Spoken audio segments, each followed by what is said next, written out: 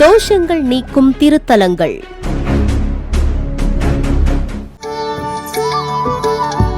மடப்புரம் ஸ்ரீ பத்ரகாளியம்மன் திருக்கோயில்.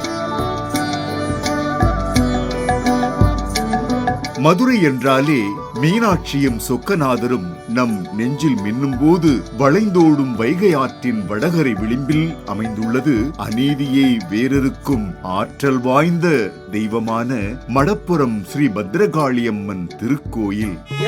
பச்சை முகத்தழகி பரந்த விழியழகி பத்து கை கொண்டவளே என் தாய பத்ரகாளி. அந்த மடப்புறத்து எல்லையில மகிம விளங்குதகி ஓ மலரகியை நான் பகிர்ந்து உங்குகளை பாடுகிறேன். அனல் பறக்கும் விழிகளோடு அசைந்தாடும் அக்னி கிரீடம் தாங்கி அன்றாடம் தன்னை நாடி வரும் பக்தர்களுக்கு அருளையும் பொருளையும் அள்ளி அள்ளி தருபவளாக இங்கு அன்னை கோவில் கொண்டுள்ளார். மடப்புறத்து காளியம்மா, மடப்புறத்து காளியம்மா ஆடி வாரும் அம்மா. அந்த திருப்பவனத்தை விட்டு, அந்த திருப்பவனத்தை விட்டு என் தெய்வமே வாரும் அம்மா. வளர்ந்து வரும் நவீன உலகிலும் நம்மில் பல பேருக்கு பலவிதமான கவலைகளும் கஷ்டங்களும் சூழ்ந்து வாழும் வாழ்க்கை மேலும் போராட்டமாகிறது. அத்தகைய வாழ்க்கையில் நமக்கு கை கொடுத்து தூக்கிவிட ஒருவர் இல்லை என்றாலும் நம்மை கீழே தள்ளி கேலி செய்யவோ நம்மை ஏமாற்றி ஏளனம் செய்யவோ பலர் உள்ளனர். அன்று முதல் இன்று வரை ஏழையின் நீதி ஏளனமாகத்தான் இருக்கிறது. அதை மீட்டுத் தரும் தெய்வமாக இங்கே பத்ரகாளி ரூபத்தில் எழுந்தருளியிருக்கின்றாள் அன்னை. பட்டு போகவகாரி அவ, பட்டு போகவகாரி அவ, பால்வகியே முகத்துக்காரி அம்மா, பால்வகியே முகத்துக்காரி அவ, பச்சை முகத்தாளகி அவ, பச்சை முகத்தாளகி தாய பௌர்ணமி பூசக்காரி, காளி பௌர்ணமி பூசக்காரி. மடப்புரம் பத்ரகாளியம்மன் நீதிக்காக மட்டுமே நிற்கின்றாள். நாம் முழு பக்தியுடன் அவளை வேண்டிக் கொண்டால் அவளால் நம் வாழ்வில் மிகப்பெரிய மாற்றத்தை கொண்டு வர முடியும்.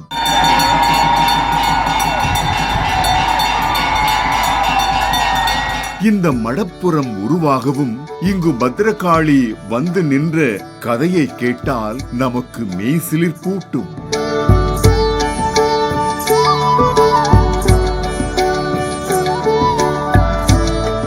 திருவாலவாயுடையான் திருவிளையாடல். பல தசாப்தங்களுக்கு முன்பு அன்னை மீனாட்சி சொக்கநாதருடன் மாமதுரையை நல்லாட்சி செய்த பொற்காலம் கடந்து பல பாண்டிய மன்னர்கள் மதுரையை ஆட்சி செய்து வந்த சமயம் அது. சுகுண பாண்டியனுக்கு பின் அவனுடைய வாரிசு சேகர பாண்டியனின் ஆட்சியில் வரலாறு காணாத மழை தொடங்கியது. பிரளயம் உருவானது. வைகை ஆற்றின் வெள்ளம் கரை புரண்டது. மதுரையின் நகர் நீரில் மூழ்கியது. இதை கண்டு பதறிய பாண்டிய மன்னன் சொக்கநாத பெருமானை நாடி ஓடிச் சென்றான். மக்களின் நிலையையும் மன்னனின் நிலையையும் கண்ட சொக்கநாத பெருமான் மழை நீரை வற்ற வைத்து மதுரையை காத்தருளினார்.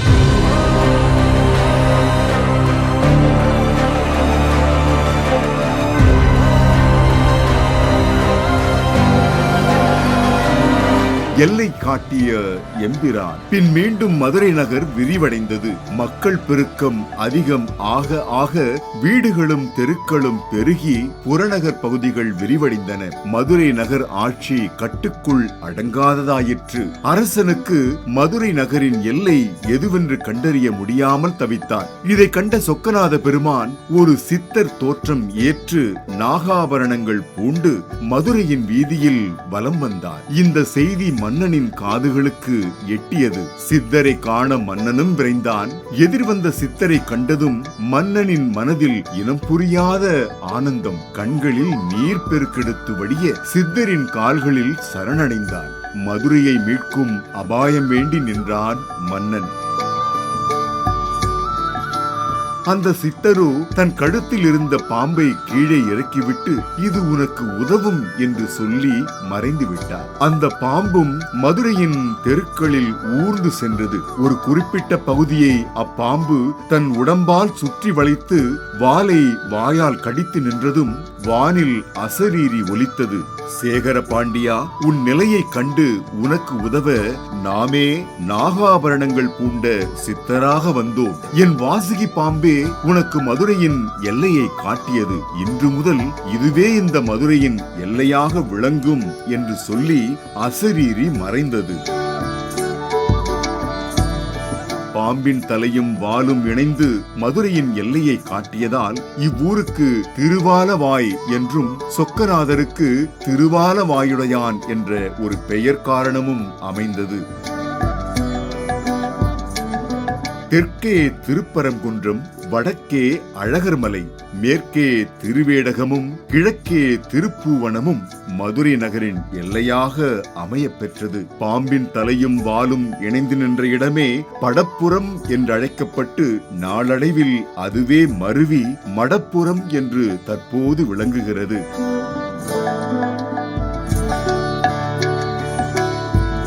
அம்மன் மடப்புறம் நின்ற கதை. ஈசனின் திருவிளையாடல்களில் ஒன்றாக ஒருமுறை பார்வதியை அழைத்துக் கொண்டு வேட்டைக்கு கிளம்பிய சிவபெருமான் மடப்புறம் பகுதிக்கு வந்தார். காடு மிக பறந்து கிடக்கிறது.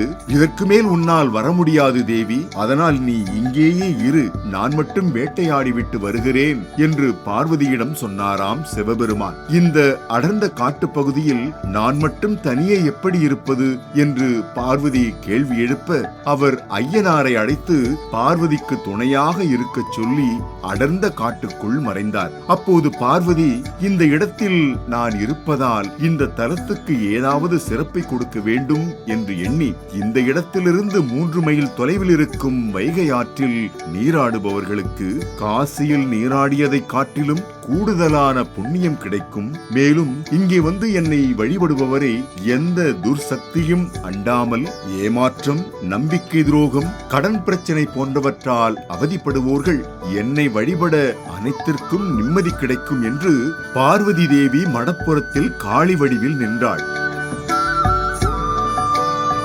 காளிக்கு துணையாக இருந்த ஐயனார் அடைக்கலம் காத்த ஐயனாராக இங்கே ஆட்சி செலுத்தி வருகிறார். எல்லையிலே நிற்கிறார் ஐயனாரு, நம்ம எல்லோரையும் காப்ப வரும் ஐயனாரு. எல்லையிலே நிற்கிறார் ஐயனாரு, நம்ம எல்லோரையும் காப்ப வரும் ஐயனாரு. பல தொல்லைகளை தீர்ப்ப வரும் ஐயனாரு, பல தொல்லைகளை தீர்ப்ப வரும் ஐயனாரு. நம்ம துன்பங்களை தீர்ப்ப வரும் ஐயனாரு, துன்பங்களை தீர்ப்பாரா ஐயனாரு. அடைக்கலம் காத்த ஐயனார் கோயில் வளாகத்துக்குள் வெட்ட வெளியில் மேற்கூரை இல்லாமல் மரகத மேனையுடன் ஆக்ரோஷமாக நிற்கிறாள் பத்ரகாளி. காளியின் 2 பக்கமும் பிரம்மாண்டமாக 2 பூதங்கள். 13 அடி உயரம் கொண்ட காளியின் தலைக்கு மேல் ராட்சத குதிரை ஒன்று காளிக்கு கூரையாக தாவியபடி நிற்கிறது. ஐயனாருக்கு இங்கு தனி கருவறை இருப்பினும் சக்தியின் வடிவமாக நின்று கொண்டிருக்கும் பத்ரகாளிக்குத்தான் இங்கு பிரதான வழிபாடு.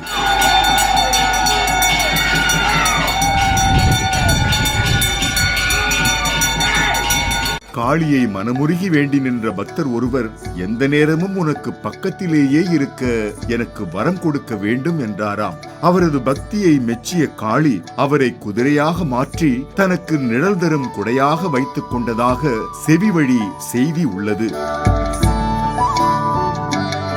காளிக்கு எதிரே உள்ள மண்டபத்தில் நெய்விளக்கேற்றி வழிபட்டு வந்தால் நினைத்த காரியம் கைகூடி வரும் என்பது இங்கு வரும் பக்தர்களின் அசைக்க முடியாத நம்பிக்கை. காளிக்கு பிடித்தமான காணிக்கை பொருள் எலுமிச்சம் பழ மாலைதான். காளிக்கு மட்டும் போடக்கூடிய மாலையில் 101 பழங்கள் கோக்கிறார்கள். குதிரைக்கும் சேர்த்து மாலை போடுவதென்றால் 1001 பழங்களை கோக்க வேண்டியதாயிருக்கும். மடப்புறத்தை சுற்றியுள்ள கிராமங்களில் யாருக்காவது கொடுக்கல் வாங்கல் பிரச்சனை என்றால் பெரும்பாலும் நீதிமன்றத்திற்கோ காவல் நிலையத்திற்கோ போவதில்லை. அவர்கள் நாடி வரும் நீதிமன்றம் மடப்புறம் பத்ரகாளியின் சந்நிதிதான். காளிக்கு வலப்புறத்தில் சிறியதாக ஒரு திண்டு உள்ளது. இதன் பெயர் சத்திய கொடுக்கல். 2 நபர்களுக்கிடையே பிரச்சனை என்றால் இந்த திண்டில் இருவரும் சூடத்தை ஏற்றி அணைத்து நாங்கள் தப்பு செய்யவில்லை என சத்தியம் செய்ய வேண்டும். பின்னர் கழுத்தில் அரளி மாலை போட்டுக்கொண்டு காளிக்கு வலப்புறமாக நிற்கும் பூதத்தை கட்டிப்பிடித்தபடி நாங்கள் தப்பு செய்யவில்லை என வாக்கு கொடுக்க வேண்டும். எவரேனும் இங்கு பொய் சத்தியம் செய்தால் 48 நாட்களில் அல்லது மடப்புறம் எல்லையை தாண்டுவதற்குள் காளி அந்த நபருக்கு சரியான தண்டனை கொடுப்பாள் என்பது நம்பிக்கை. காளிக்கு பின்னால் பிரகாரத்தில் வேப்பமரம் ஒன்று உண்டு. இதற்கும் தெய்வ சக்தி இருக்கிறது.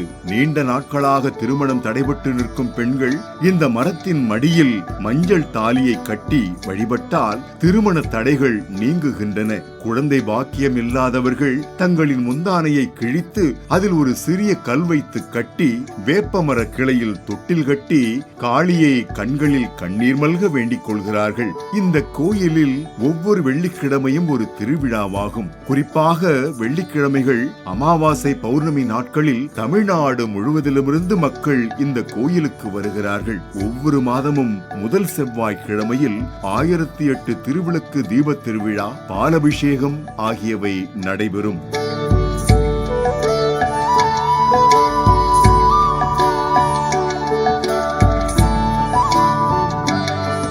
இந்த கோயில் மதுரையிலிருந்து வெறும் 18 கிலோமீட்டர் தொலைவில் அமைந்துள்ளது.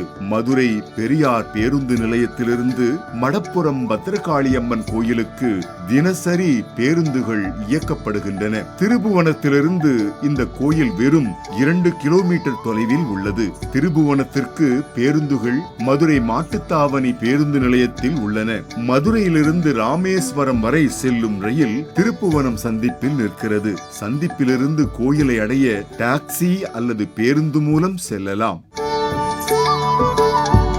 மடப்புறம் ஸ்ரீ பத்திரகாளியம்மன் திருக்கோயில்.